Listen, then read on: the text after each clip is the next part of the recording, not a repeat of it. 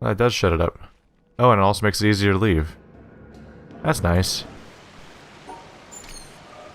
Onward, attempt number 2 or something. Hello?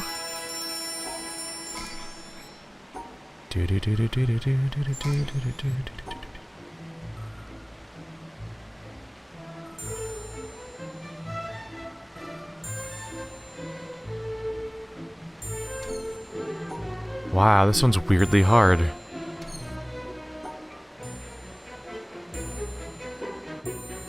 Alright, let's just restart. Fuck it. It just... I shouldn't be having that much trouble with the third one. It's not even a matter of can I solve it, it's just a matter of like, you have to solve so many so fast that if they give me a hard one, they're just killing my time. So might as well just restart. I should probably start restarting when the maze looks too complicated, and because it's so early in the process, it's probably more time efficient to restart at that point. See how easy that was? Ooh, can I do a perfect... I can do a perfect zigzag all the way across? That's fantastic. Go right first and do perfect zigzag. Maybe it's an omen. Oh, I can't do that. Can do it here, though. YOLO. Yep, up here.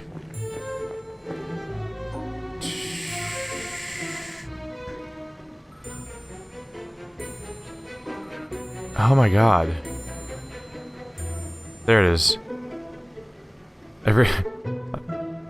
It's very unusual when I look at like 10 different paths really quickly in my head, and none of them work. That never really happens with that one.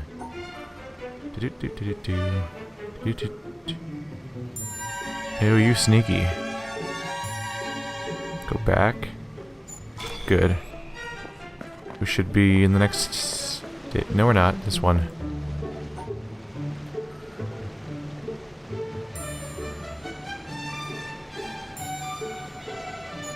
Good. Oh my goodness, really? See? Difficulty curves. Nonsensical. That's the easy one, obviously. Jesus Christ, really? The game just gave up all of a sudden, didn't it? And just like, you win. So naturally I'm gonna fuck it up. The easiest maze ever. Do.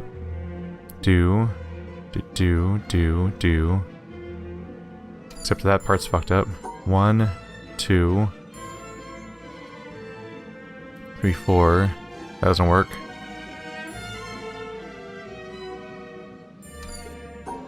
See, 1, 2. Do. 2, 2, 2, 2, yeah. 1. 1. Good. Zigzag. It's the easiest attempt I've ever had, so naturally I'm gonna fuck it up somehow.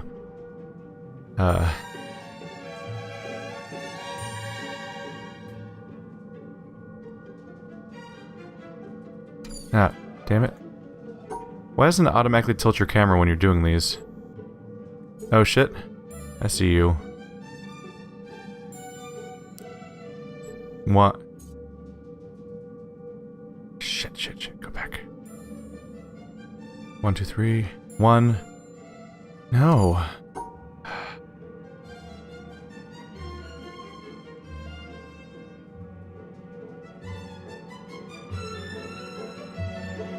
One, two, three. Oh no. Like this? Yeah. 1. Holy shit, this one's weirdly hard. 1. 1. 1. 1. We're good.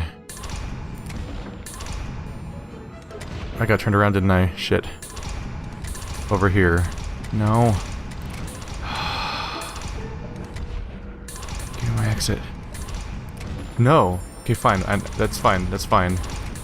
I know where to go now. Okay. Okay. Black.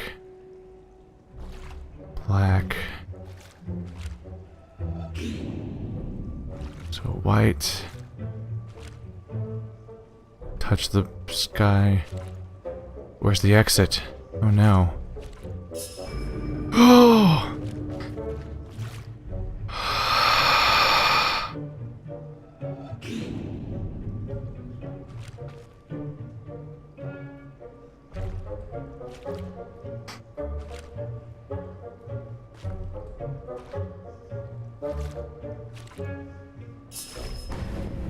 Which one did I miss? There's one back there. Shit.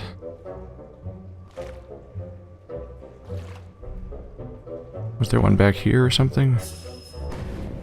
Which one did I miss back here? It's back over there.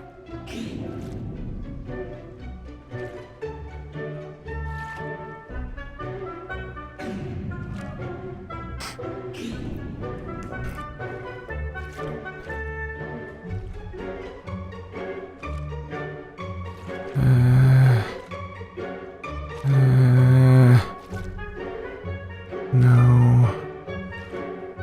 No. Which one was it now? Two over there. Fuck me. Shit.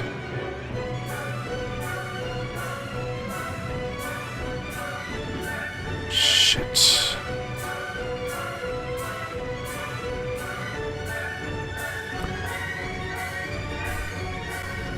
No. It's one of the loop over here.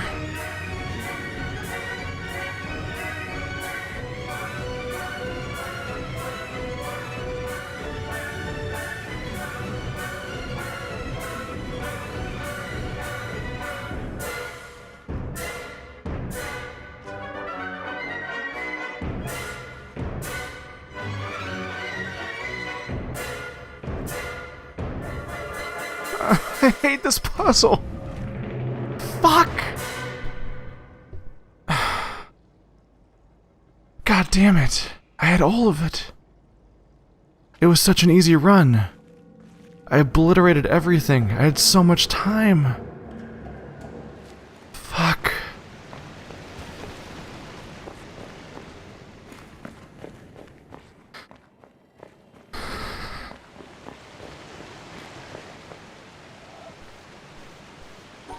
Alright, third run of the day. Come on.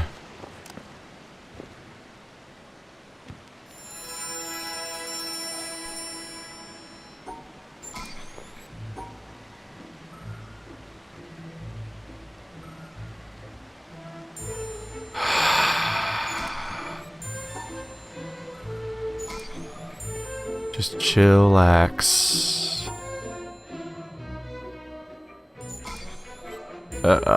Go right forward, then loop back a little bit. Damn.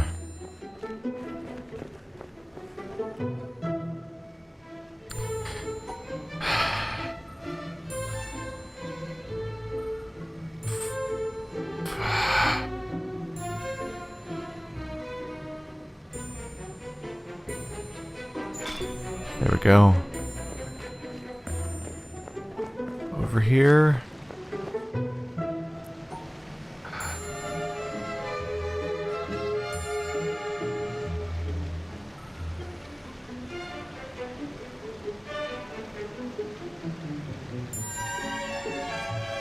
What in the world, really?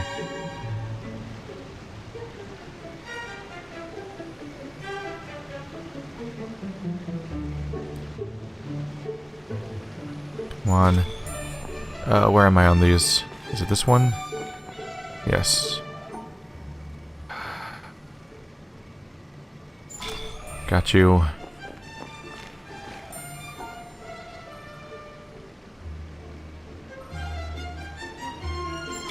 Got you. Good to go.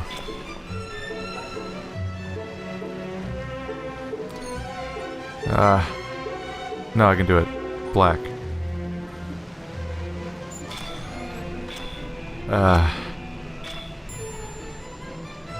You.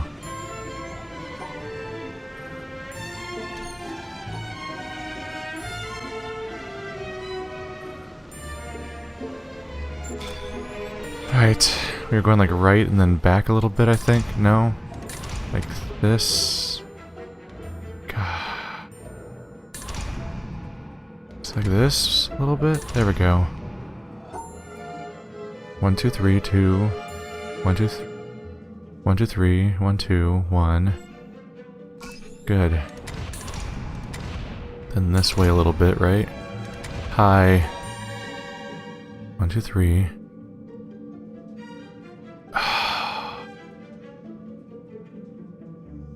Oh no. 1, 2, 1, 2, 2, 1, 2. Good. This is the fastest I've ever been here. White. White.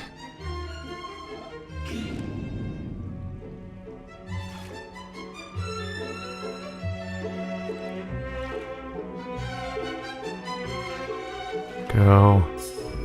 First try. This is the most time I've ever had. Come on. Don't screw it up again.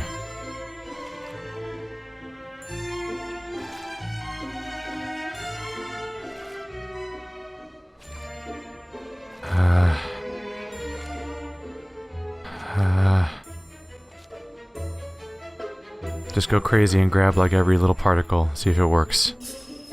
Fuck me! It's not even Mountain King time.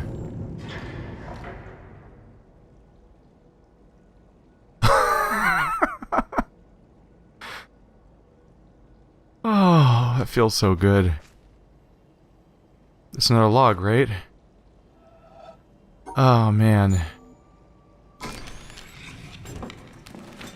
Ah, there is another one. So there's 7 audio logs, or whatever you want to call them. Oh, this feels good. Ah, I should just stop and render this right now. I was about to record Dragon's Dogma, but fuck it. Alright, I've got it copied down. This feels so good to have this done. Oh, man. I fucking beat it. And it's gonna stay there and glow forever, and I'm gonna be happy about that. 519. Oh man, I might even just up... Oh.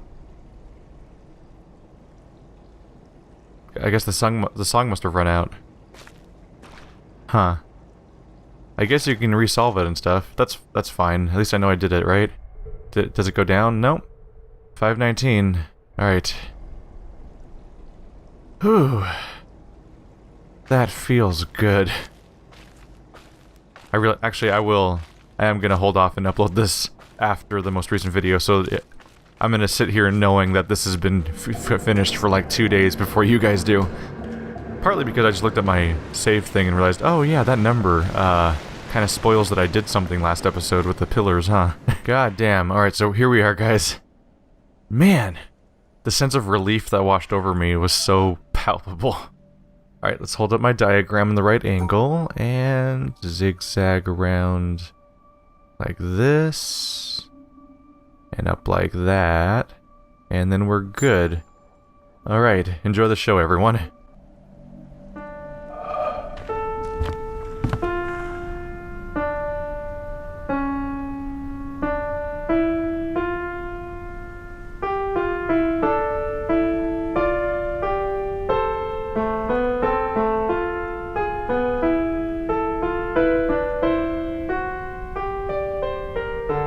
How many of you here have personally witnessed a total eclipse of the sun? To stand one day in the shadow of the moon is one of my humble goals in life. The closest I ever came was over 30 years ago. On February 26, 1979, a solar eclipse passed directly over the city of Portland. I bought my bus tickets and found a place to stay, but in the end, I couldn't get the time off work. Well, anyone who lives in Portland can tell you that the chances of catching the sun in February are pretty slim. And sure enough, the skies over the city that day were completely overcast. I wouldn't have seen a thing. That work I couldn't get out of was my first job out of college. A sales clerk at an old Radio Shack store in beautiful downtown Worcester, Massachusetts. On my very first day behind the counter, a delivery truck pulled up to the front of the store. They carried in a big carton, upon which was printed the legend TRS-80. It was our floor sample of the world's first mass-market microcomputer. The TRS-80 Model 1 had a Z80 processor clocked at 1.7 MHz, 4,096 bytes of memory, and a 64-character black and white text display. The only storage was a cassette recorder. All this could be yours for the low, low price of $599. The store I was working in had seen better days. At one time, it had been near the center of a thriving commercial district. But like so many other New England cities, the advent of shopping malls had, by the early 70s, turned it into a ghost town. Worcester's solution to this problem was decisive, to say the least. The city's elders apparently decided that if they couldn't beat them, they would join them. And so, several square blocks at the heart of the city were bulldozed into oblivion, destroying dozens of family businesses, including the site of a pharmacy once operated by my great-grandfather. In their place was erected a vast 3-level shopping complex with cinemas and a food court. When the dust settled, only a few forlorn blocks of the old Worcester remained standing.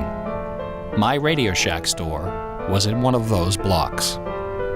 Then, to add insult to injury, Radio Shack opened a brand new location inside the shopping center, less than 500 feet from my store. So now patrons had a choice between a clean, well-lighted establishment with uniformed security and acres of convenient parking, or a shadowy hole in a seedy old office building next to an adult movie theater. Consequently, I had plenty of time to fool around with the new computer. I taught myself basic programming. Then I learned Z80 assembly. Both, of course, so that I could write games. I also created self-running animated demos, which ran all night in the store window for the edification of the winos who peed in our doorway. Strangely enough, the few customers we had didn't seem to be interested in our new computer, even after the 16K memory upgrade. In fact, most of the people who set off the buzzer on their way through the front door weren't there to buy anything at all. They were there to exploit a free promotion, which was the bane of Radio Shack employees for over 40 years. The Battery of the Month Club. The idea of this promotion was simple. Customers got a little red card upon which was printed a square for each month. 12 times a year, the lucky sales clerk got to punch out a square and give the customer one brand new AAA, AA, C, D, or 9-volt battery. Of course, customers weren't allowed to choose just any grade of battery. At the time of my employment, Radio Shack offered 3 different levels of battery excellence. First were the alkalines, powerful, long-lasting, and expensive, hanging behind the counter like prescription medication in gold-embossed blister packs. These were most certainly not available through the Battery of the Month Club. Next were the high-end lead batteries, sturdy, dependable batteries, moderately priced, and prominently displayed near the front of the store. These were also not available through the Battery of the Month Club. Finally, at the bottom of the barrel were the standard lead batteries.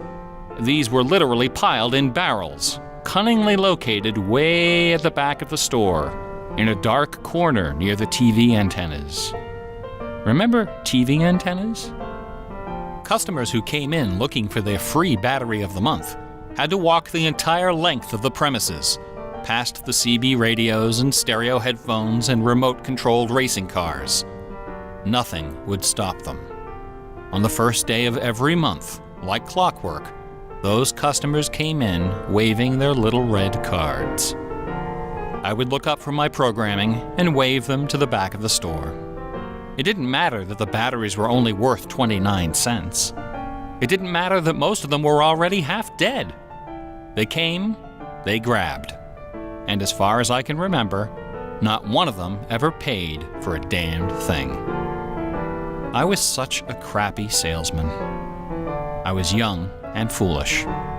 I thought my education in game design was happening at the keyboard.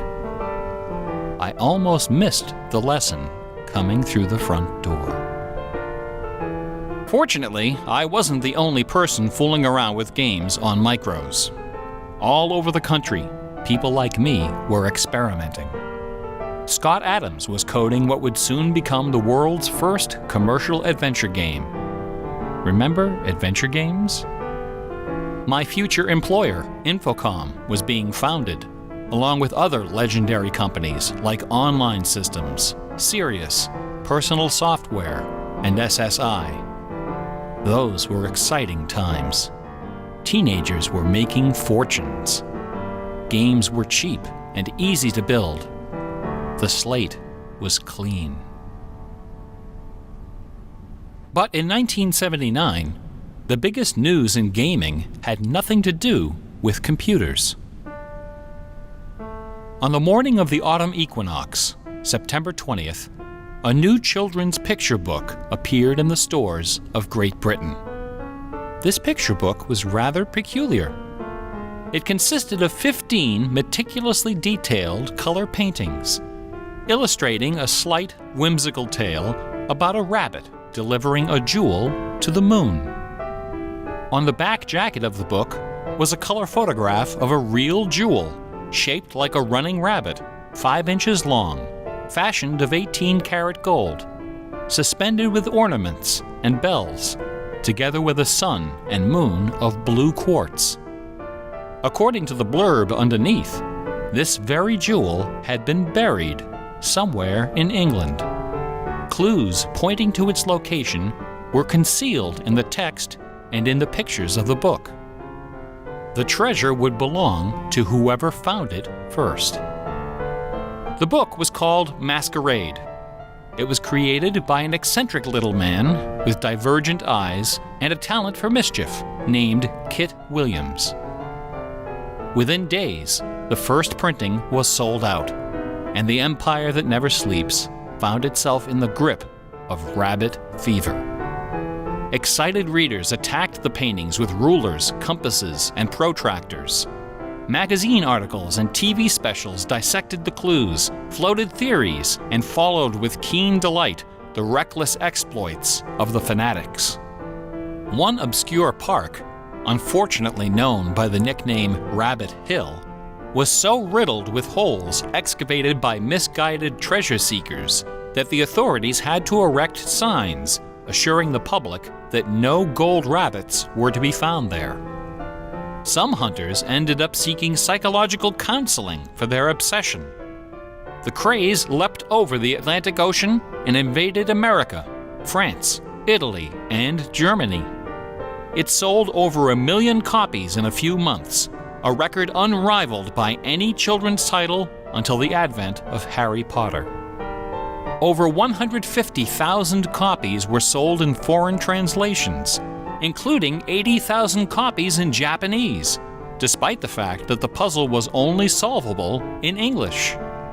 It didn't matter that the Masquerade jewel was only worth a few $1,000s. Many seekers spent far more than that in their months of exploration and travel.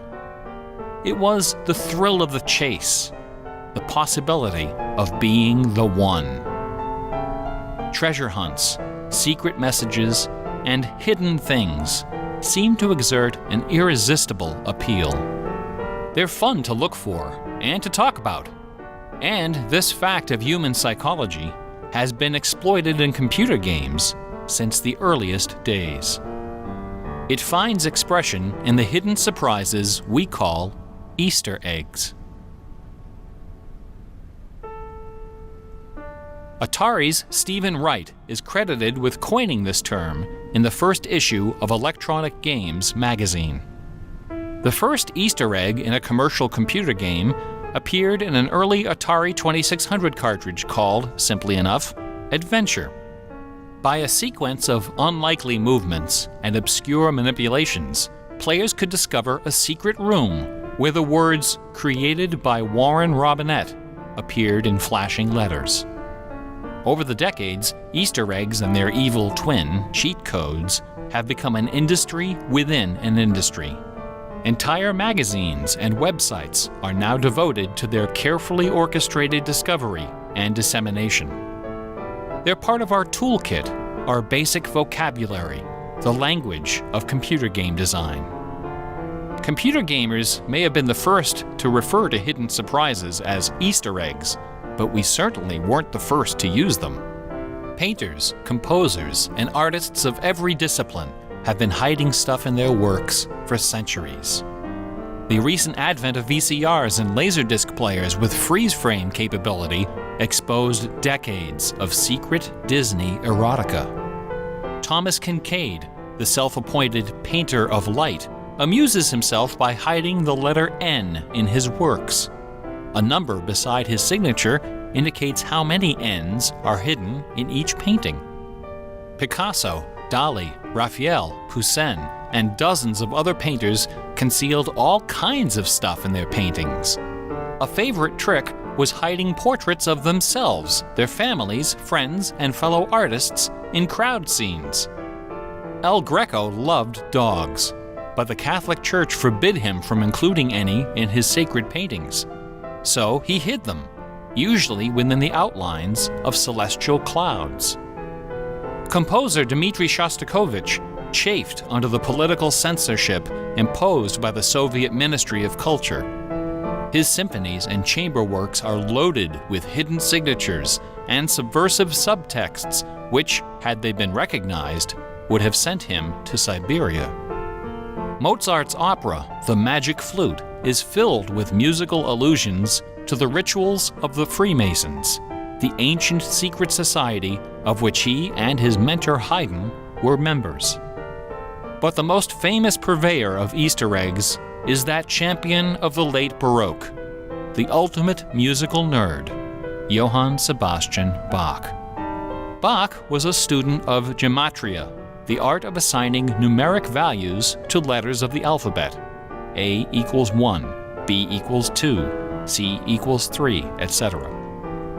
By comparing, sequencing, or otherwise manipulating these numbers, secret messages can be concealed.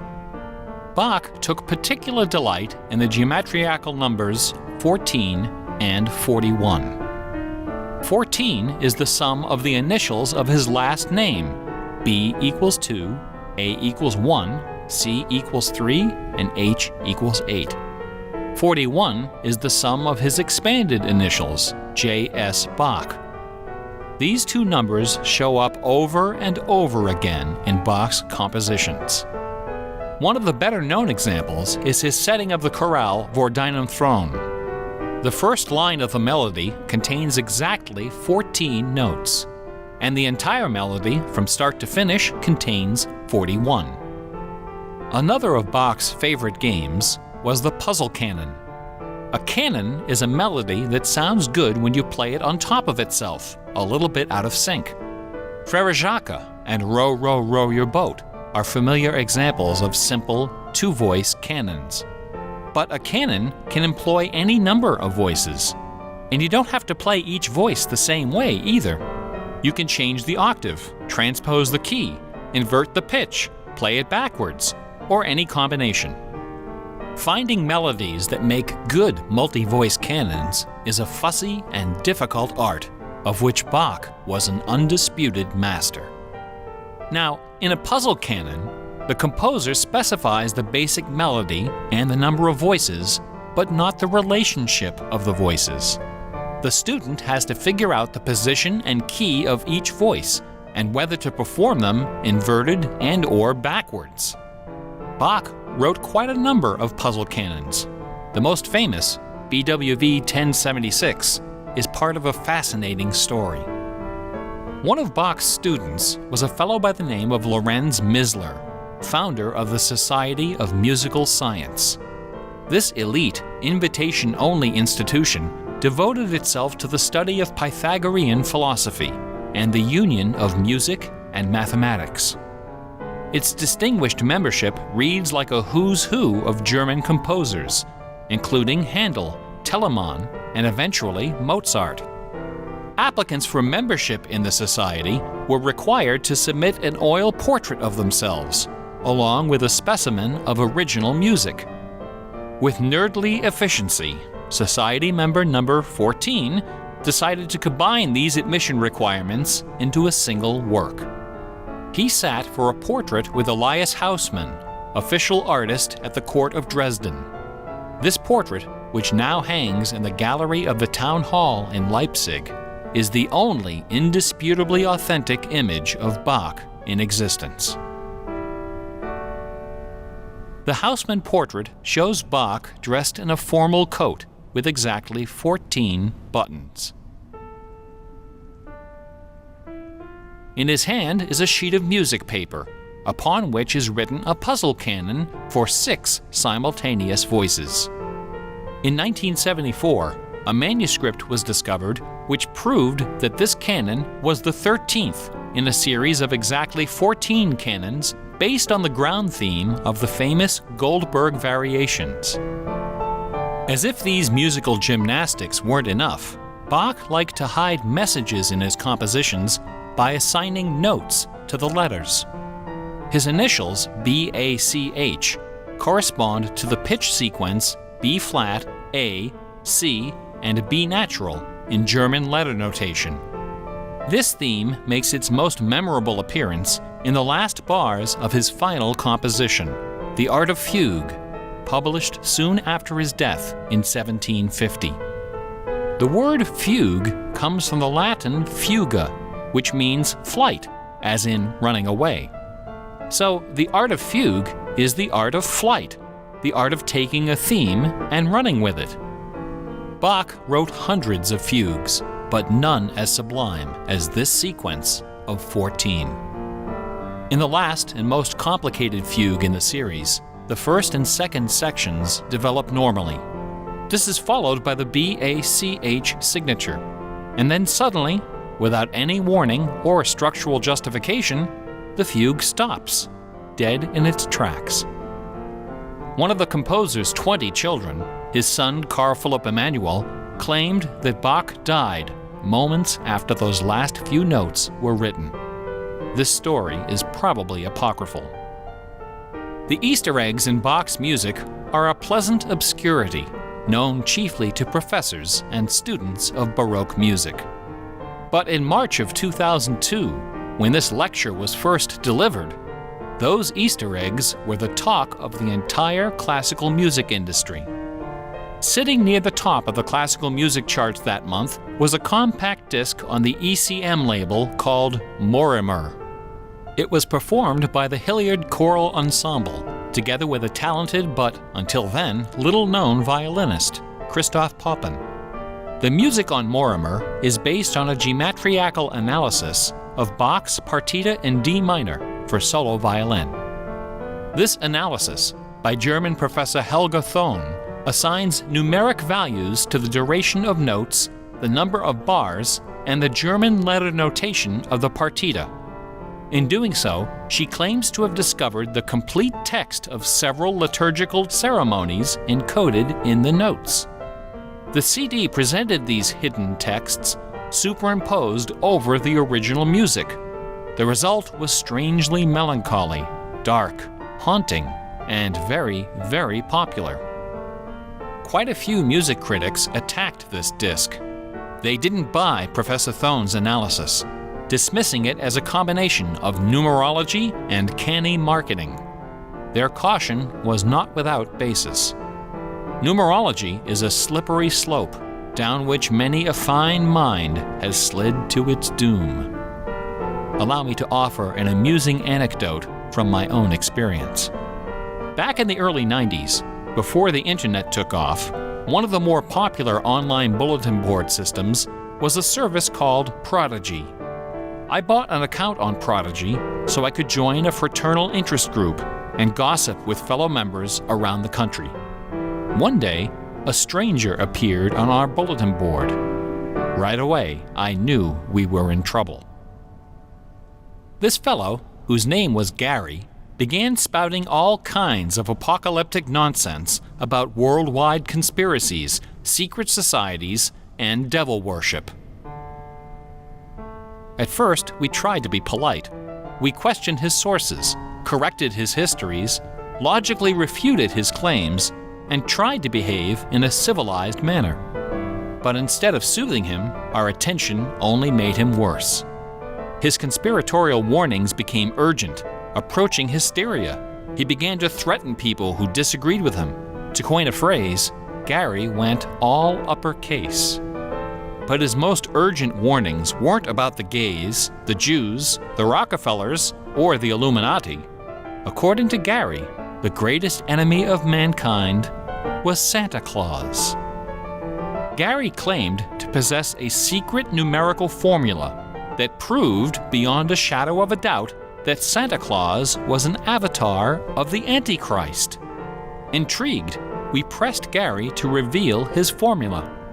In doing so, we walked right into his trap.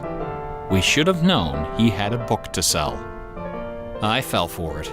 I sent him the $15. Less than a week later, the book arrived. Above an ominous photograph of the Washington Monument was emblazoned the title, 666, The Final Warning. Inside this privately printed 494-page monster, Gary reveals a simple geometrical formula, which he claims was developed by the ancient Sumerians. This formula assigns successive products of 6 to each letter of the alphabet. A equals 6, B equals 12, C equals 18, etc. Imagine my dismay when I applied this ancient formula to the name Santa Claus and obtained the blasphemous sum of 666, the biblical number of the beast. I went on Prodigy and reported to the stunned members of our interest group that Gary was right after all. There could be no doubt that according to the unimpeachable wisdom of ancient Samaria, Santa Claus was the Antichrist. I then went on to point out several other names which, when submitted to Gary's formula, also produced the sum 666. Names like St. James, New York, and New Mexico. Soon the bulletin board was filled with discoveries like computer, Boston tea, and most sinister of all, sing karaoke. Gary left us alone after that. I got my $15 worth. But Gary is hardly the first person to connect secret codes to the Bible. People have been looking for Easter eggs in the Bible for hundreds of years. The Hebrew mystical tradition of Kabbalah can be described as a geometrical meditation on the Pentateuch, the first 5 books of the Old Testament. The advent of computers has made the application of numerology to the Bible fast and efficient. The latest spate of Bible searching was instigated by a book published in 1998 by Michael Drosnin, a former Wall Street Journal reporter. His book, The Bible Code, applied a skip cipher in which every nth character in a text is combined to form a message.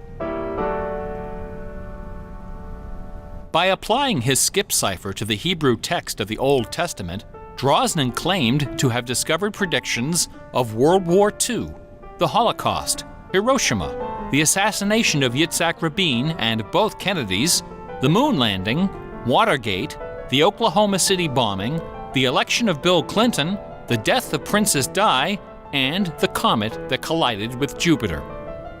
He also found predictions of a giant earthquake in LA, a meteor hitting the Earth, and nuclear Armageddon, all scheduled to occur before the end of the last decade. The Bible Code spent many weeks on the bestseller lists, spawning several sequels and dozens of imitators. The Bible has certainly attracted its share of crackpots. But for the real hardcore egg hunters, nothing can rival the ingenuity, the tenacious scholarship, the stubborn zeal of those who seek the answer to the ultimate literary puzzle. A poisonous conundrum that has squandered fortunes, destroyed careers, and driven healthy, intelligent scholars to the brink of madness and beyond. Who wrote Shakespeare? The essays and books devoted to the Shakespeare authorship problem are sufficient to fill a large library. Several such libraries actually exist. Not even a day-long tutorial, much less an hour lecture, can begin to do justice to this complex, bizarre, and dangerously tantalizing story. Nevertheless, for the unacquainted, I will attempt to summarize the issue in a few paragraphs. The undisputed facts of Shakespeare's life and career could be scribbled on the back of a cocktail napkin. We know for a fact that a man named William Shakespeare was born in 1564 in or around the village of Stratford-upon-Avon. We know that he had a wife and at least 3 children. We know he bought property in Stratford, was involved in several lawsuits with his neighbors, and died there in 1616, aged 52. We also know that during those same years, a man with a last name similar to Shakespeare worked as an actor on the London stage, eventually becoming co-owner of some of the theaters there. We also know that about the same time, a number of most excellent poems and plays were published in London under the name Shakespeare.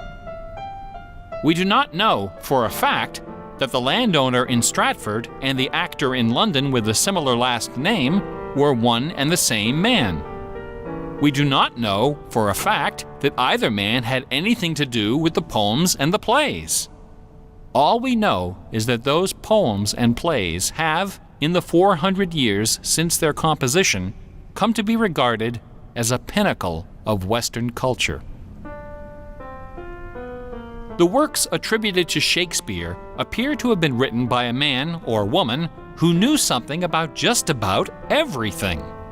They're filled with references to mythology and classic literature, games and sports, war and weapons of war, ships and sailing, the law and legal terminology, court etiquette, statesmanship, horticulture, music, astronomy, medicine, falconry, and, of course, theater.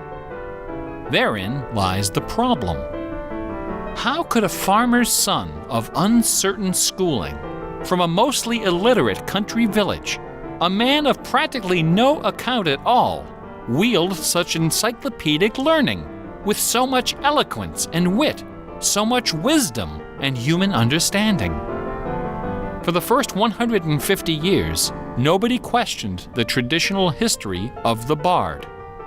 Then, in the late 18th century, Reverend James Wilmot, a distinguished scholar who lived just a few miles north of Stratford, decided to write a biography of the famous playwright. Dr. Wilmot believed that a man as well educated as Shakespeare must have owned a fairly extensive library, despite the fact that not a single book or manuscript is mentioned in his will. Over the years, he speculated, some of those books must have found their way into local collections. And so, the good Reverend Doctor scoured the British countryside, taking inventory of literally every bookshelf within 50 miles of Stratford. Not a single book from the library of William Shakespeare was discovered. Neither were there found any letters to, from, or about Shakespeare. Furthermore, no references to the folklore, local sayings, or distinctive dialect of the Stratford area could be found in any of Shakespeare's writings.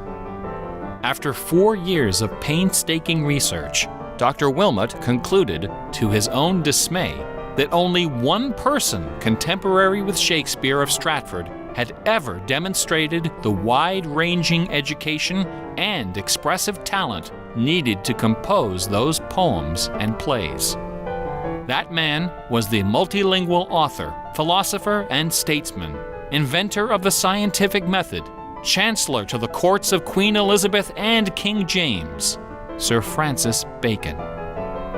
Dr. Wilmot never dared to publish his theory, but before he died, he confided it to a friend, James Cowell, who, in 1805, repeated it to a meeting of the Ipswich Philosophical Society. The members of the society were suitably outraged, and the scandalous matter was quickly forgotten. Then, in 1857, a lady from Stratford, Connecticut, published a book called The Philosophy of the Plays of Shakespeare Unfolded. In this book, Miss Delia Bacon, no relation to Francis, claimed that the works of Shakespeare were written by a secret cabal of British nobility, including Sir Walter Raleigh and Sir Philip Sidney, as well as Sir Francis Bacon. Delia Bacon's book electrified the world of letters. Battle lines were drawn between the orthodox Stratfordians and the heretical Baconians. Literary societies and scholarly journals were formed to debate the evidence. Hundreds of pamphlets, newspaper articles, and essays were published defending each side and ridiculing the opposition with that self-aggrandizing viciousness peculiar to tenured academics. Armed with her explosive book, Delia Bacon journeyed to Stratford-upon-Avon and, unbelievably, obtained official permission to open Shakespeare's grave.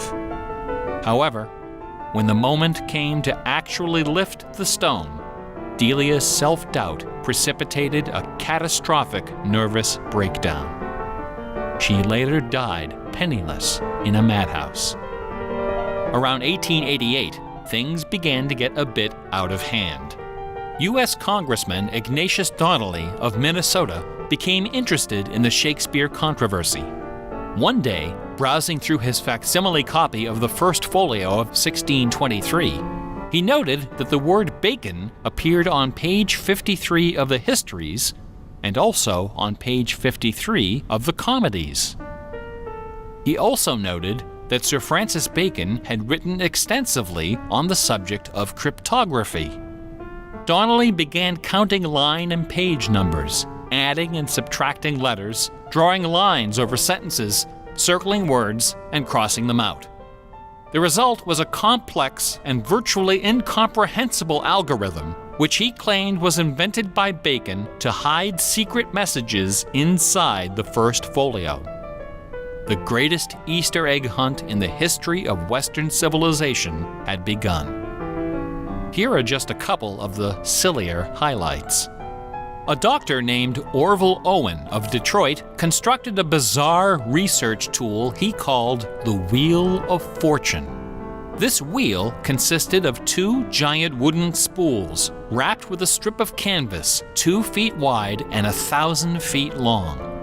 Onto this canvas, he glued the separate pages of the complete works of Bacon, Shakespeare, Marlowe, Greene, Peele, and Spenser, together with Burton's Anatomy of Melancholy. By cranking the spools back and forth, Dr. Owen could quickly zip across the pages in search of clues and cross-references. Employing a large team of secretaries and stenographers, Owen claimed to have uncovered a complete alternative history of Elizabethan England, as well as several entirely new Shakespeare plays and sonnets. Listen to this hidden verse, supposedly penned by the mighty Bard himself, which inspired Dr. Owen to build his Wheel of Fortune.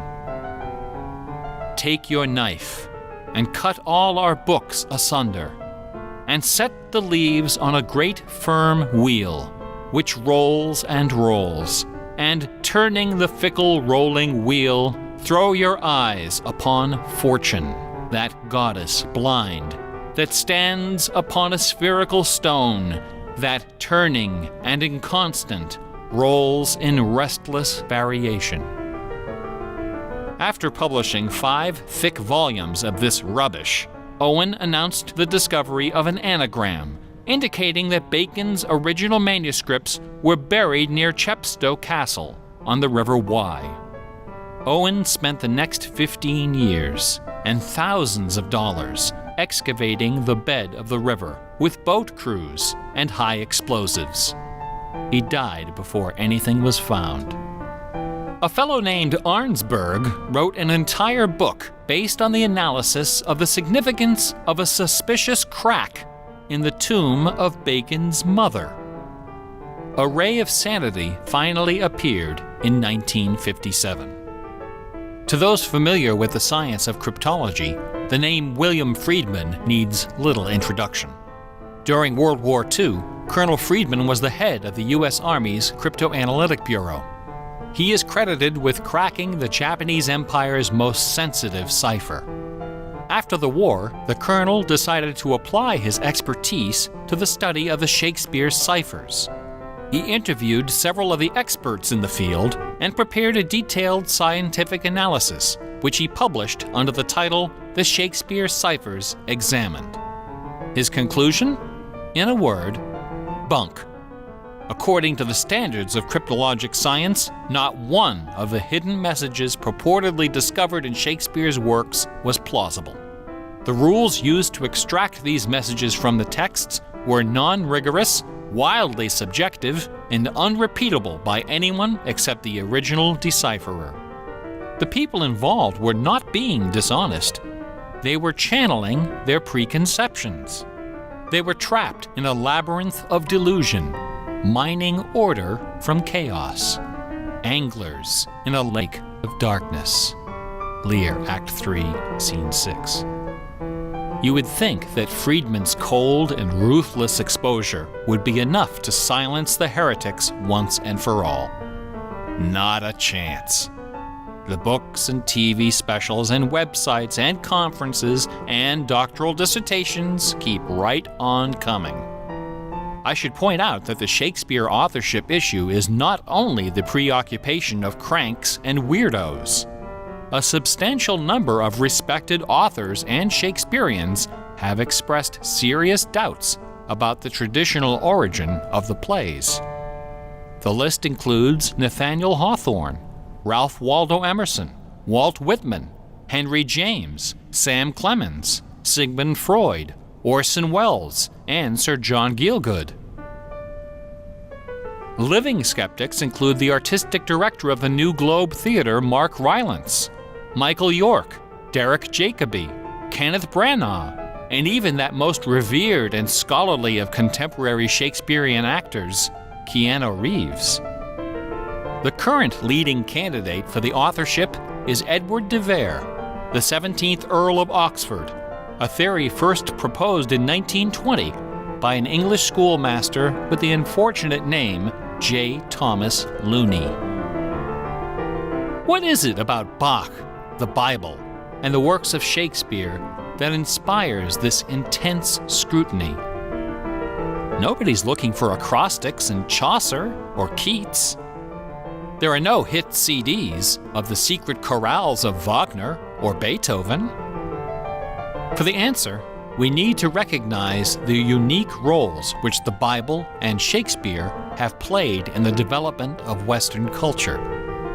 No other single work of literature has influenced modern English more than the translation of the Holy Bible published in 1611 under the auspices of King James I. The King James Bible exemplifies the meaning of the word classic. It has been called the noblest monument of English prose, the very greatest achievement of the English language. It has served as an inspiration for generations of poets, dramatists, musicians, politicians, and orators. Countless people have learned to read by repeating the phrases in this, the only book their family possessed. Our constitutions and our laws have been profoundly shaped by its cadences and imagery. But even the glory of the King James Bible, compiled by a committee of 46 editors over the course of a decade, pales before the dazzling legacy of the Swan of Avon. The lowest estimate of Shakespeare's working vocabulary is 15,000 words, more than 3 times that of the King James Bible, and twice the size of his nearest competitor, John Milton. His poems and plays were written without the aid of a dictionary or a thesaurus. They didn't exist yet. It was all in his head. When Shakespeare had a thought for which Elizabethan English had no word, he invented one. The Oxford English Dictionary lists hundreds of everyday words and phrases which made their first appearance in the pages of the Bard.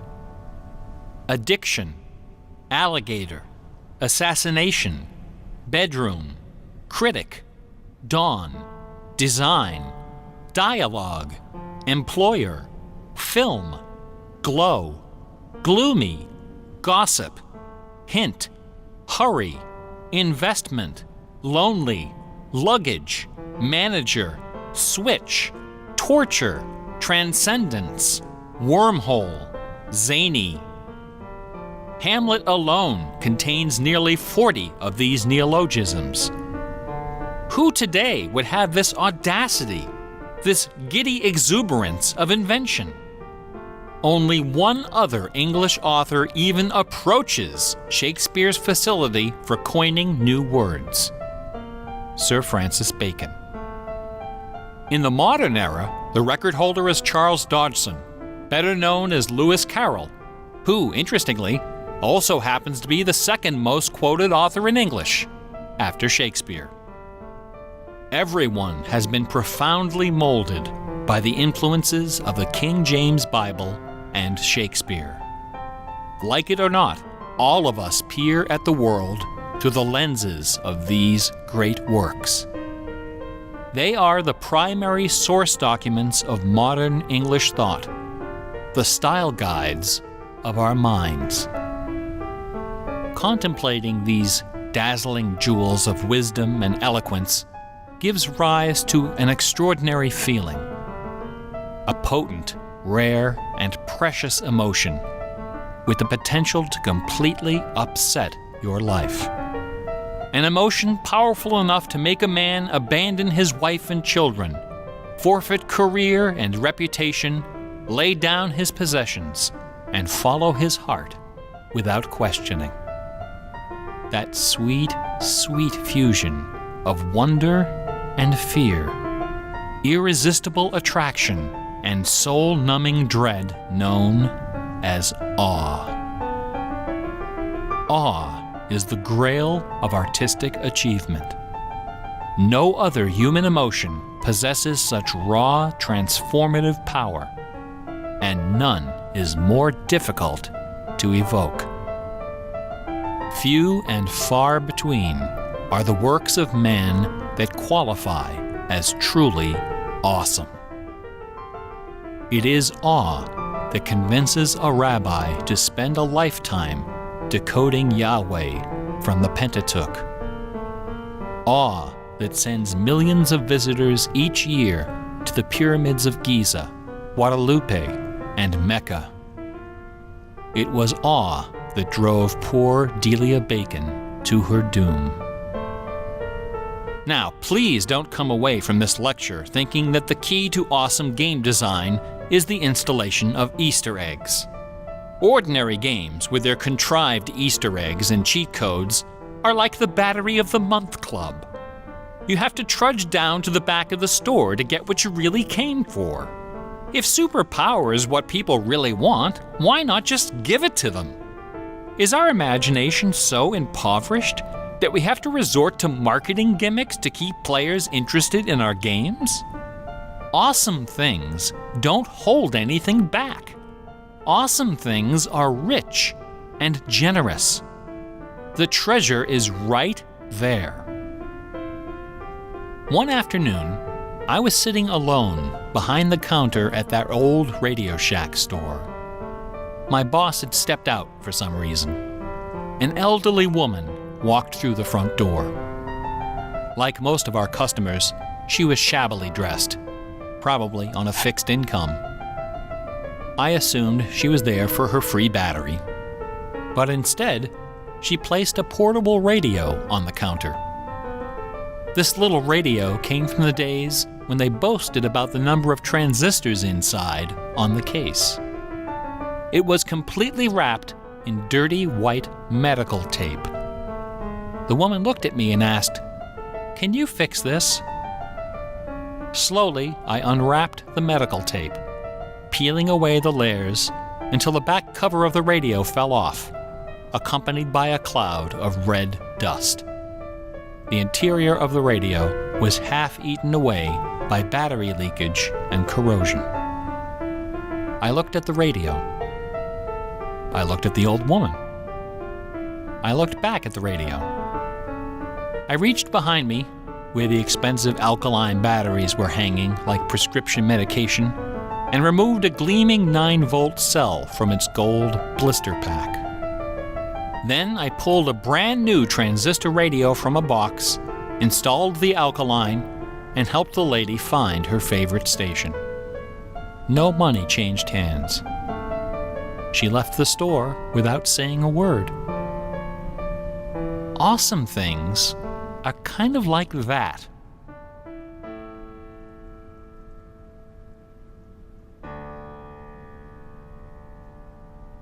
Bach offered his students very specific insight into the source of awe.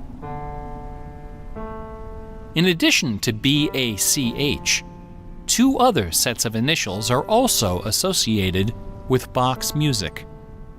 These initials are not hidden in the notes. Instead, they're scrawled right across the top of the manuscript for the whole world to see. The initials are SDG and JJ. SDG stands for the Latin phrase Sole Deo Gloria, to the glory of God alone. JJ stands for Jesu Juva, help me, Jesus. Bach wrote all of his great masterpieces sub specie aeternitatis, under the aspect of eternity. He did not compose only to please his sponsors or to win the approval of an audience. His work was his worship. Bach once wrote, "Music should have no other end and aim than the glory of God and the recreation of the soul. Where this is not kept in mind, there is no true music, but only an infernal clamor and ranting." The name of the power that moves you is not important. What is important is that you are moved. Awe is the foundation of religion. No other motivation can free you from the limits of personal achievement. Nothing else can teach you the art of flight. Computer games are barely 40 years old. Only a few words in our basic vocabulary have been established. A whole dictionary is waiting to be coined. The slate is clean. Someday soon, perhaps even in our lifetime, a game design will appear that will flash across our culture like lightning. It will be easy to recognize. It will be generous, giddy with exuberant inventiveness. Scholars will pick it apart for decades, perhaps centuries. It will be something wonderful, something terrifying, something awful. A few years ago, I was invited to speak at a conference in London. My wife joined me, and we took a day off for some sightseeing. We decided to visit England's second biggest tourist attraction, Stratford-upon-Avon. It was cold and rainy when our train arrived. Luckily, most of the attractions are just a short walk from the station. We visited Shakespeare's birthplace, a charming old house along the main street, which attracts millions of pilgrims every year, despite the complete lack of any evidence that Shakespeare was born there or even lived anywhere near it. We went past the school where Shakespeare learned to read and write, although no documents exist to prove his attendance. We visited Anne Hathaway's cottage, the rustic country farm where his wife spent her childhood, although no record shows anyone by that name ever having lived there.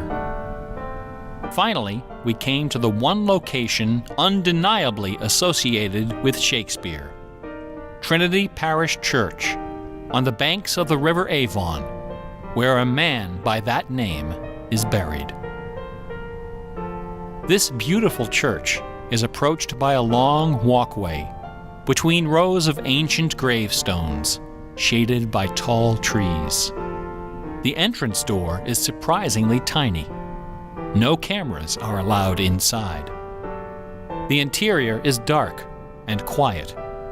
Despite the presence of busloads of tourists, the atmosphere is hushed and respectful.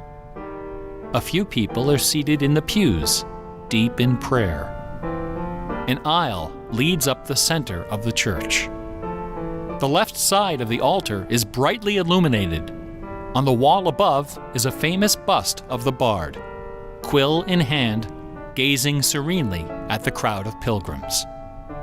On the floor beneath, surrounded by bouquets of flowers, at the very spot where Delia Bacon lost her mind, the gravestone of William Shakespeare bears this dire warning. Good friend, for Jesus' sake, forbear to dig the dust enclosed here. Blessed be the man who spares these stones, and cursed be he that moves my bones. Every year, 3 million pilgrims arrive from every nation on earth to approach this stone and consider the likeness of a man whose body of work can only be described as awesome.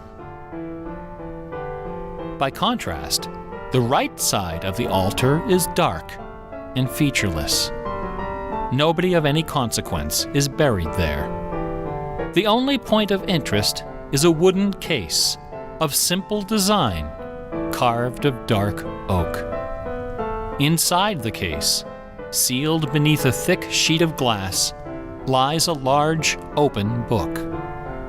A plaque on the case identifies this book as a first edition of the King James Bible, published in 1611, when Shakespeare was 46. Not many pilgrims visit this side of the altar. Most of those that do simply glance at the book, read the plaque, and move along. A few, more observant, note that the Bible happens to be opened to a page in the Old Testament, the book of Psalms, chapter 46. No explanation is given for this particular choice of pages. For the initiated, none is necessary. If you are of inquisitive bent, if you are intrigued by English history and literature, if you value your peace of mind, cover your ears now. In the year 1900, a scholar noticed something about the King James translation of Psalm 46. Something terrifying, something wonderful. The 46th word from the beginning of Psalm 46 is shake. The 46th word from the end is spear. There are only 2 possibilities here. Either this is the finest coincidence ever recorded in the history of world literature, or it is not.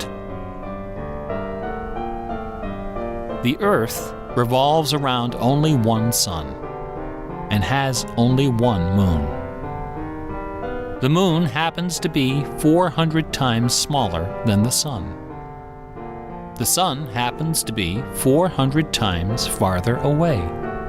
And the apparent paths of the moon and sun in our sky happen to intersect exactly twice every month.